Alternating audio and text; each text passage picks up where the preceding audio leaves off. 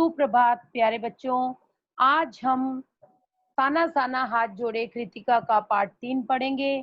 हम इसका वाचन कर रहे थे। पृष्ठ संख्या 20 तक हम इसे पढ़ चुके थे और समझ चुके थे। अब इसके आगे बढ़ते हैं क्योंकि ये पाठ हमारा बहुत बड़ा है, इसलिए समझने का प्रयास कीजिएगा। पेज नंबर 21 पर देखिए, ध्यान दीजिए, स्क्रीन पर देखिए। चित्र लिखित सी मैं माया और छाया के इस अनूठे खेल को भर भर आंखों देखती जा रही थी। लेखिका कह रही हैं, प्रकृति जैसे मुझे सयानी सयानी मतलब समझदार बनाने के लिए जीवन रहस्यों का उद्घाटन करने पर तुली हुई थी। यहाँ पर लेखिका को ऐसा लग रहा है कि प्रकृति जो है वो उसे समझदार बना रही है, उसको जीवन के सारे रहस्यों से अवगत करा रही है, ये सब दिखाकर। और धीरे धीरे धुंध की चादर जो है थोड़ी छटी, धुंध की चादर जो थी वो थोड़ी हटती जा रही थी, बादल जो थे वो छटते जा रहे थे। अब वहां पहाड़ नहीं, दो विपरीत दिशाओं से आते छाया पहाड़ थे और थोड़ी देर बाद ही वे छाया पहाड़ अपने श्रेष्ठतम रूप में मेरे सामने थे। जीप थोड़ी देर के लिए रुकवा दी गई। मैंने गर्दन घुमाई, सब और जैसे जन्नत। जन्नत का अर्थ है बेटा स्वर्ग। चारों तरफ ऐसे पहाड़ों पर महसूस हो रहा था, ऐसी अनुभूति हो रही थी जैसे कि लेखिका स्वर्ग में आ गई हो।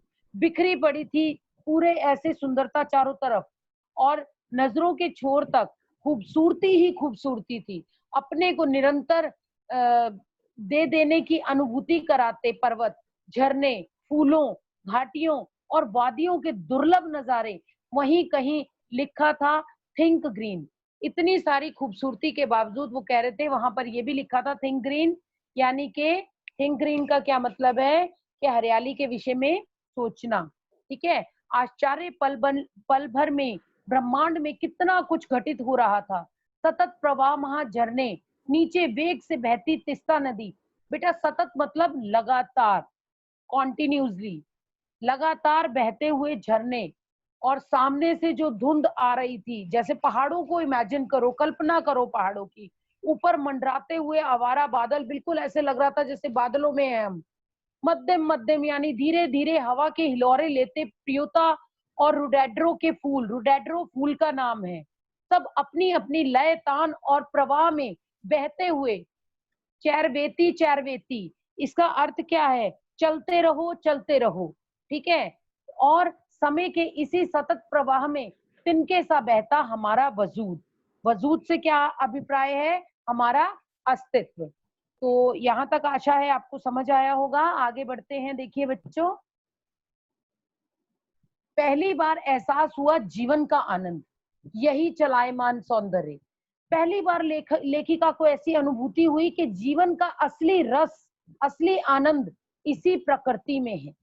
यही है सच्ची साधना, यही है सच्चा आनंद। संपूर्णता के उन क्षणों में मन इस बिखरे सौंदर्य से इस कदर एकात्म हो रहा था कि भीतर बाहर की रेखा मिट गई थी। उस सौंदर्य के साथ लेखिका ऐसे जुड़ गई थी जैसे भीतर और बाहर में कोई परिवर्तन ही नहीं रह गया। आत्मा से उसके साथ जुड़ गई थी। आत्मा की सारी खिड़कियां खुलने लगी थी। मैं सचमुच ईश्वर के निकट थी। सुबह सीखी प्रार्थना मेरे होठों को छूने लगी थी। साना साना हाथ जोड़ी की, तभी वह अंतर्द्रिय यानी इंद्रियों से परे संसार खंड खंड हो गया। वह महाभाव सूखी टहनी सा टूट गया। मतलब जिसमें वो डूबी हुई थी वो सारी चीज हट गई। वो हटने का क्या कारण था वो भी आगे देखिए कि उसने आगे वहां की औरतों को पत्थर तोड़ते देख लिया। तो दरअसल मंत्रमुग्ध सी मैं तंद्रिल अवस्था में थोड़ी दूर तक निकल आई थी कि अचानक पांवों पर ब्रेक सी लग गई। पांव रुक गए, जैसे समाधिस्थ, जैसे समाधि में वो बैठ गई हो। भाव में नृत्य करती किसी आत्मलीन नृत्यांगना के नुपुर अचानक टूट गए हों।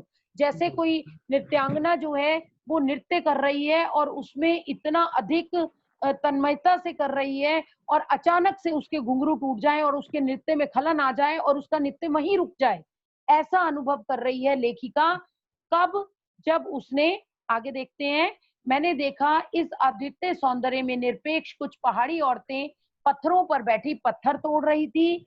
गुथे आटे सी कोमल काया यानी कि जरा गठित सा शरीर, जो आपको पता पहाड़ों पर रहते हैं उनका शरीर मजबूत होता है, कद उनका छोटा होता है, रंग उनका गोरा होता है, आंखें उनकी छोटी होती हैं पहाड़ी लोगों की। आपने नेपाली देखे हुए हैं तो उस टाइप का वो यहाँ पर व्यक्त कर रही हैं। तो कोमल काया पर हाथों में कुदाल और हथौड़े, किनके? औरतों के।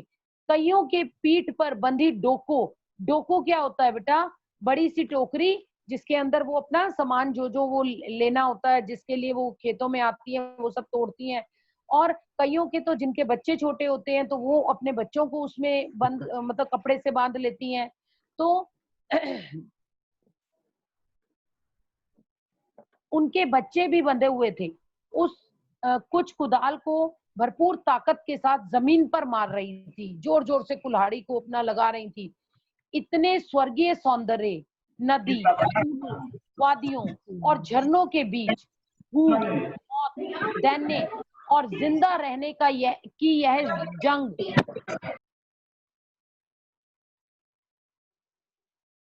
इतने स्वर्गीय सौंदर्य, नदी, फूलों, वादियों और झरनों के बीच भूख, मौत, दैन्य और जिंदा रहने की यह जंग, मातृत्व और श्रम साधना साथ साथ वहीं पर खड़ी बीआरओ यानी बोर्ड रोड ऑर्गेनाइजेशन के एक कर्मचारी से लेखिका ने पूछा, यह क्या हो रहा है? तो उसने, रोड अधिकारी जो था उसने बताया, कर्मचारी ने, कि चूहलबाजी के अंदाज में बताया कि जिन रास्तों से गुजरते हुए आप हिम शिखरों से टक्कर लेने जा रही हैं, उन्हीं रास्तों की ये पहाड़ी ने चौड़ा कर रही है। यानी कि जो छोटे छोटे रास्ते हैं, नैरो हैं, जिसके ऊपर एक गाड़ी अगर यहाँ से आ रही है, दूसरी यहाँ से आ रही है, तो वो रास्ता छोटा है तो दोनों गाड़ियां जो है टकराती हैं। तो अगर उस रास्ते के ऊपर चौड़ा हो जाएगा तो एक गाड़ी ऐसे करके निकल सकती है। तो उसने कहा कि जिन रास्तों पर आप जा रही हैं, उन रास्तों को बनाने का, उनको चौड़ा करने का कार्य ये लोग कर रहे हैं। बड़ा खतरनाक कार्य ये है। और लेखिका के मुंह से अचानक ही निकला कि बड़ा खतरनाक कार्य होगा। तो जो कर्मचारी था वो संजीदा हो गया, गंभीर हो गया और कहने लगा कि पिछले महीने तो एक की जान चली गई थी। बड़ा दुस्साध्य कार्य है पहाड़ों पर रास्ता बनाना। पहले डायनामाइट से चट्टानों को उड़ा दिया जाता है, रेखांकित कर लीजिए। फिर बड़े बड़े पत्थरों को तोड़ मोड़ कर एक आकार के छोटे छोटे पत्थरों में बदला जाता है।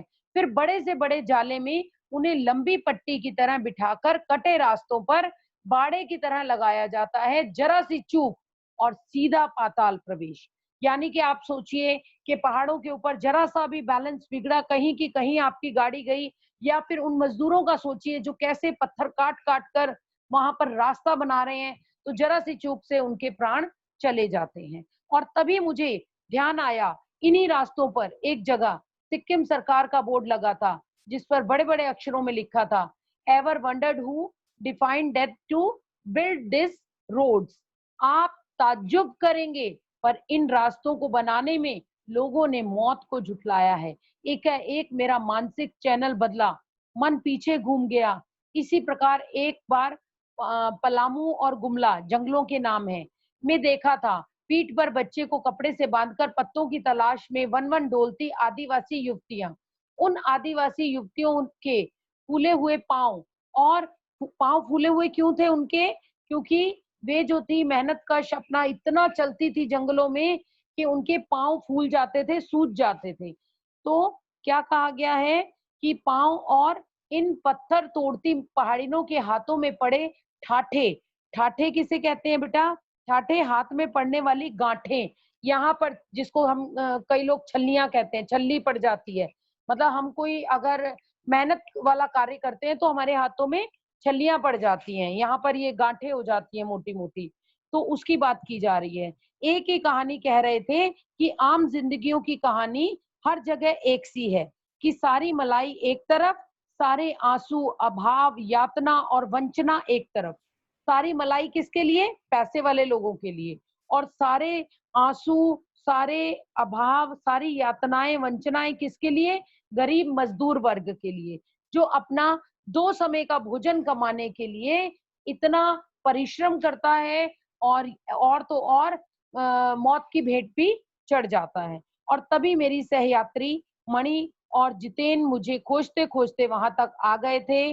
मुझे गमगीन देख जितेन कहने लगा, मैडम ये मेरे देश की आम जनता है, इन्हें तो आप कहीं भी देख लेंगी, आप इन्हें नहीं पहाड़ों की सुंदरता को देखिए जिसके लिए आप इतने पैसे खर्च के आई हैं। तो जितेन नॉर्गे जो था, जो गाइड था, उसने कहा कि आप छोड़िए, इस तरफ ध्यान मत दीजिए, ये लोग तो आपको हर जगह मिल जाएंगे हमारे देश में। हमारे देश में मजदूर लोग जो है वो आपको पता है, मजदूरी तबका जो है वो बहुत अधिक है। तो उसने कहा ये तो आपको बहुत मिल जाएगा, कहीं भी देखने को मिल जाएगा। आप तो सिर्फ यहाँ की प्रकृति की सुंदरता को निहारिए जिसके लिए आपने पैसे खर्च किए। ये देश की आम जनता ही नहीं, जीवन का प्रति संतुलन भी है। ये वेस्ट एट रेपिंग, जिसका अर्थ होता है कम लेना और ज्यादा देना, रेखांकित कर लीजिए, कम लेना और ज्यादा देना। ये मजदूर वर्ग जो है, ये अपने परिश्रम के रूप में बहुत कम वेतन लेता है और हमें बहुत अधिक काम करके देता है।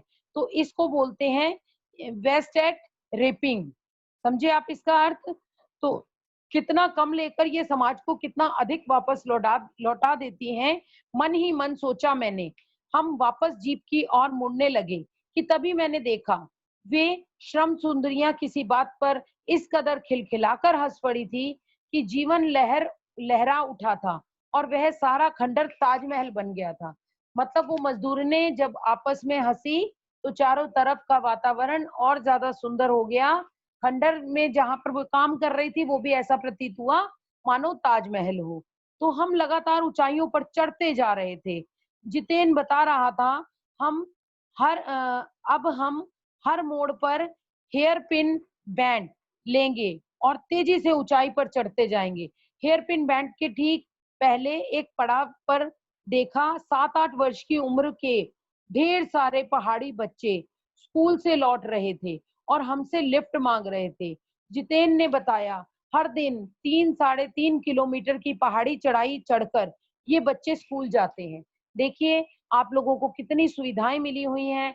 आप लोग अपने अपने परिवारों के साथ, आपके माता पिता आपको स्कूल तक स्कूटी पर, बाइक पर, गाड़ी में छोड़ जाते हैं।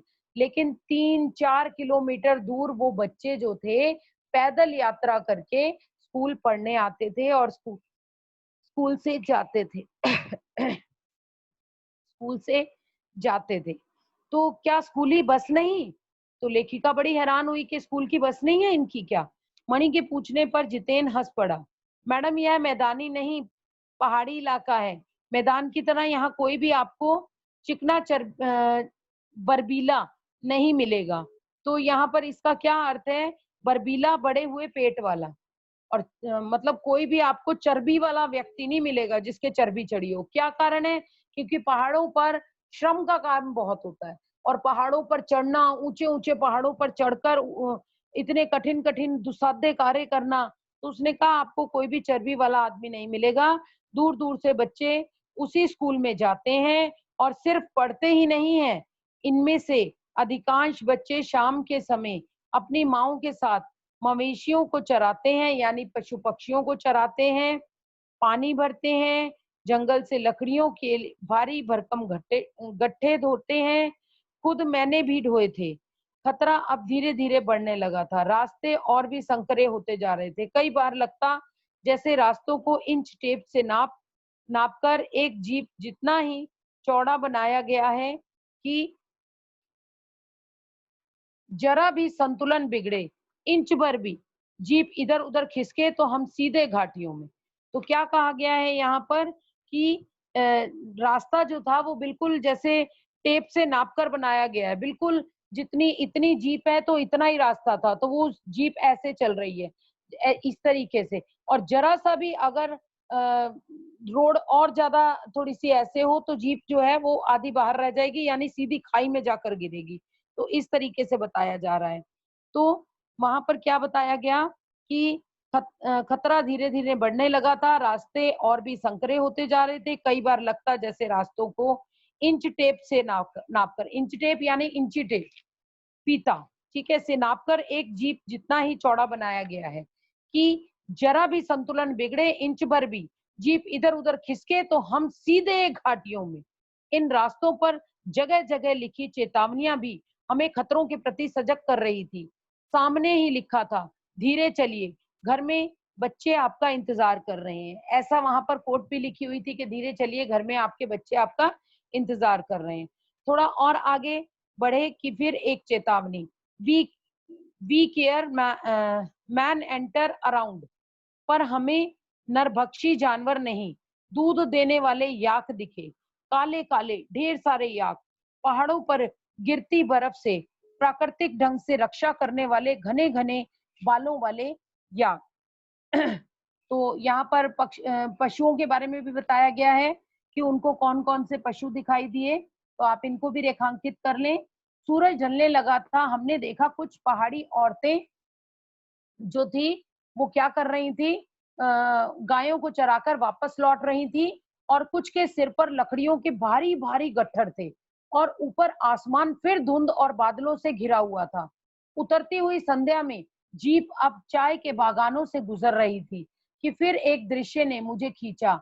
नीचे चाय के हरे हरे बागानों में कई युवतियां बोकू पहने, बोकू क्या है, सिक्किमी परिधान, हमारा जो मैंने आपको बताया था, जो हमारा प्रोजेक्ट बनना है, जो हमारा कला समेकित आर्ट इंटीग्रेटेड प्रोजेक्ट है, उसको हमने सिक्किम राज्य से जोड़ा हुआ है। तो यहाँ पर देखिए, बोकू जो है वो सिक्किमी परिधान है। चाय की पत्तियां तोड़ रही थी, नदी की तरह उफान लेता उनका यौवन और श्रम से दमकता गुलाबी चेहरा।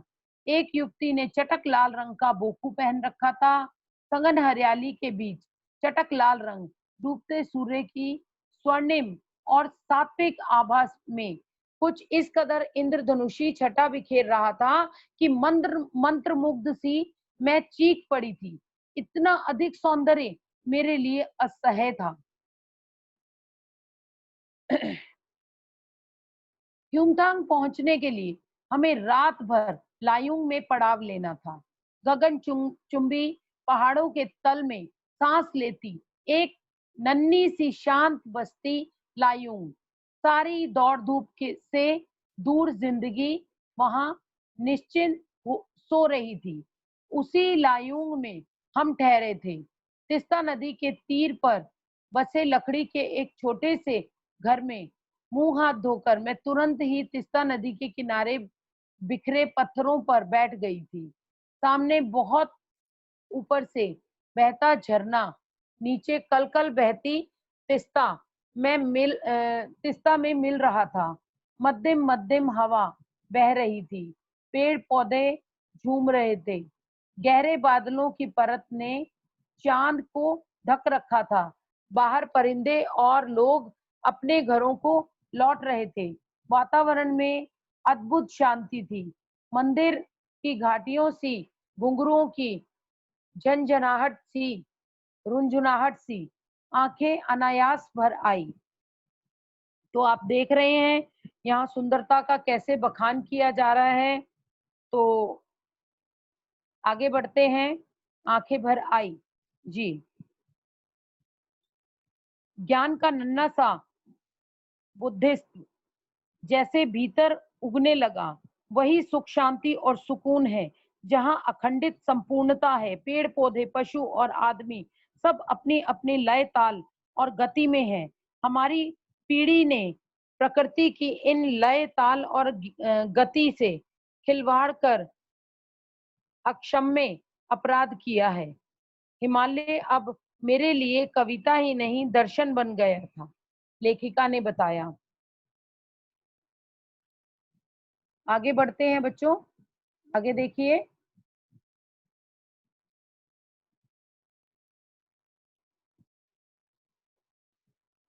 मुझे लगता है हमारा समय समाप्त होने वाला है, इसीलिए हम इस पृष्ठ पर ही रुकते हैं और पृष्ठ 25 जो है वो हम आगे वाली उसमें करेंगे कक्षा में।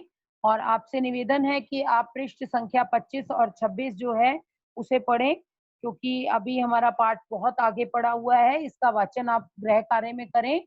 तो यही कक्षा हम समाप्त करते हैं बच्चों। धन्यवाद।